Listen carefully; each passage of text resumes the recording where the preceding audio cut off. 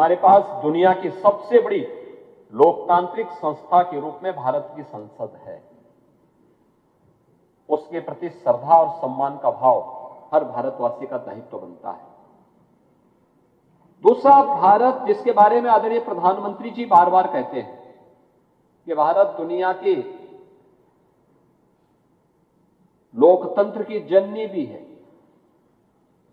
हमारे यहां बताइए ना, त्रिस्तरीय पंचायत की व्यवस्था हमने बाद में लागू की, लेकिन गांवों में सरपंच की व्यवस्था और पंचीय की व्यवस्था ये प्राचीन काल से थी, यानी ट्रेडिशनल थी।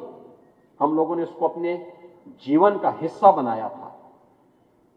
यानी हम लोग उन चीजों को लेकर के जिसके बारे में राष्ट्रपिता महात्मा गांधी कहते हैं, ग्राम स्वराज की परिकल्पना को साकार अगर किसी ने किया था, हमारे गांवों ने किया था। और गांव कहीं का भी, उत्तर हो, दक्षिण हो, पूरब हो, पश्चिम हो, देश के अंदर रूप, रंग, वेशभूषा, खान पान अलग अलग हो सकते हैं, लेकिन उत्तर से दक्षिण तक, पूरब से पश्चिम तक पूरा भारत एक भाव और एक भंगिमा के साथ बोलता है, एक साथ सोचता है, एक साथ उसकी भावनाएं होती हैं, एक उसकी आस्था होती है। और उस आस्था को जोड़ने का आज हमारे पास सबसे सशक्त माध्यम हमारी संसद है।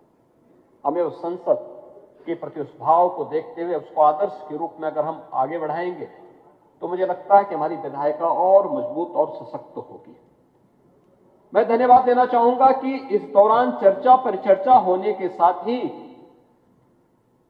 इस 86वें पीठासीन अधिकारियों के सम्मेलन में जो 6 महत्वपूर्ण प्रस्ताव पारित हुए वो बहुत अभिनंदनीय है। प्रधानमंत्री जी ने देशवासियों को देश की आजादी के अमृत महोत्सव वर्ष में आगामी 25 वर्ष की एक कार्य योजना बनाने के लिए कहा। विजन 2047 विकसित भारत, और विकसित भारत की उस परिकल्पना को आज यहां पर भी पारित करते हुए एक संकल्प के साथ हम आगे बढ़े हैं। और मुझे बताते हुए प्रसन्नता है कि विकसित भारत, विकसित उत्तर प्रदेश, आत्मनिर्भर भारत, आत्मनिर्भर उत्तर प्रदेश की एक लंबी डिबेट जिसकी चर्चा यहां पर हमारे माननीय अध्यक्ष लोकसभा ने, माननीय उपसभापति राज्यसभा ने, माननीय अध्यक्ष उत्तर प्रदेश विधानसभा ने भी यहां पर किया। ये लगातार चर्चा हुई और मुझे बताते हुए कोई संकोच नहीं, क्या सत्ता पक्ष का हो, क्या विपक्ष का हो, 300 से अधिक माननीय सदस्यों ने 24 घंटे चलने वाली बहस का हिस्सा वे बने थे।